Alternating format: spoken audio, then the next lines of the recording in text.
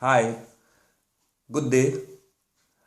Continue with my thoughts on judging ourselves before judging others, as the Lord gave us that command in Matthew chapter 7 from verse 1, talking about judgment. And he said that you should remove the log in your eye first before you could see clearly to remove the speck in your brother's eye. So today's topic is about change of paradigm.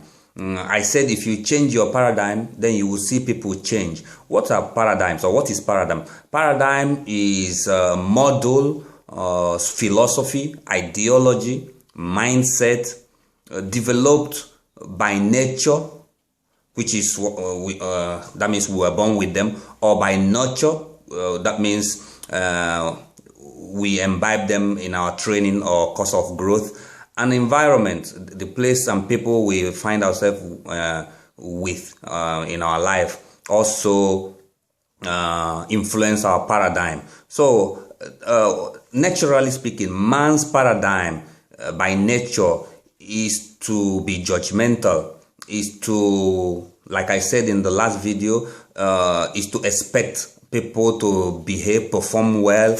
You know, we have that kind of paradigm by nature.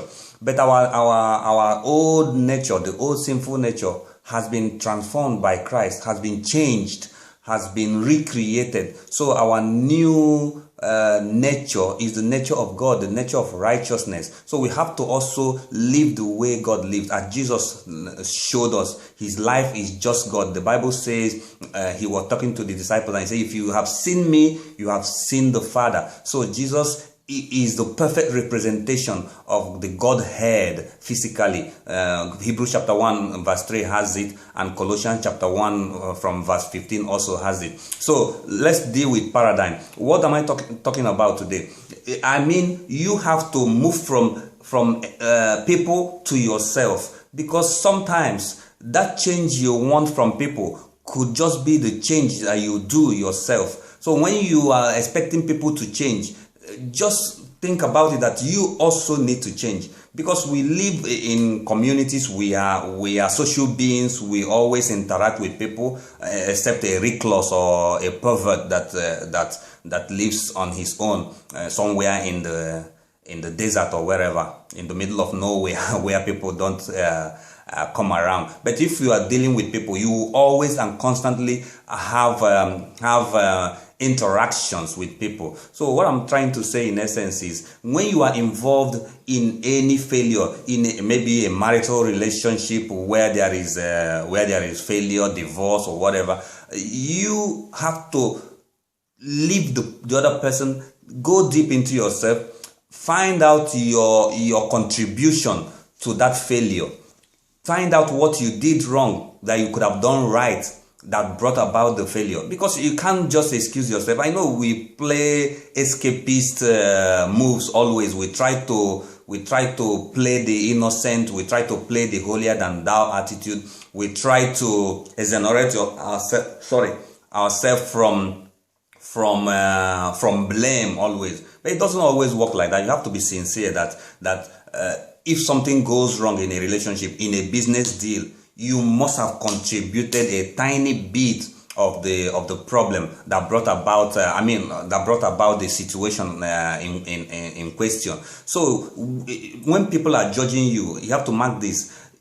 Just know that they are judging you out of their own insecurities, out of their own personal struggles, internal struggles. Not because you are actually in the wrong. Yeah, you could have done something wrong, but the way they interpret your wrong could also be their own struggle, their own insecurities. So what I'm bringing to you today is to learn to change that paradigm of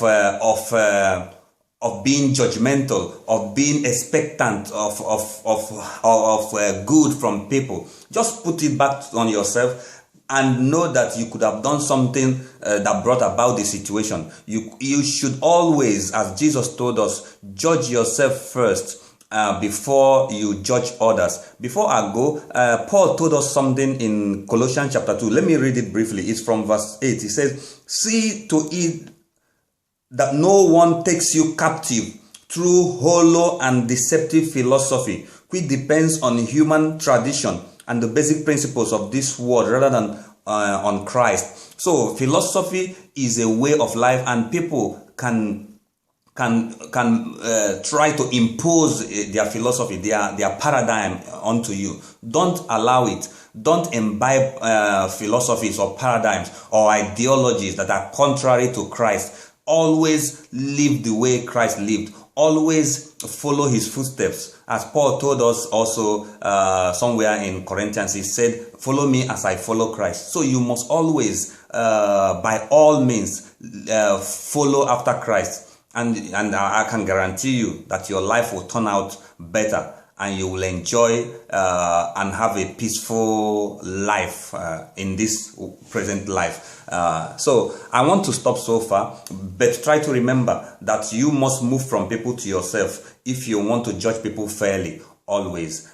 God bless you. But before I go, remember that you are God's masterpiece, recreated in Christ Jesus for good works, which he has already planned for you to walk in even before the foundation of the world. Amen.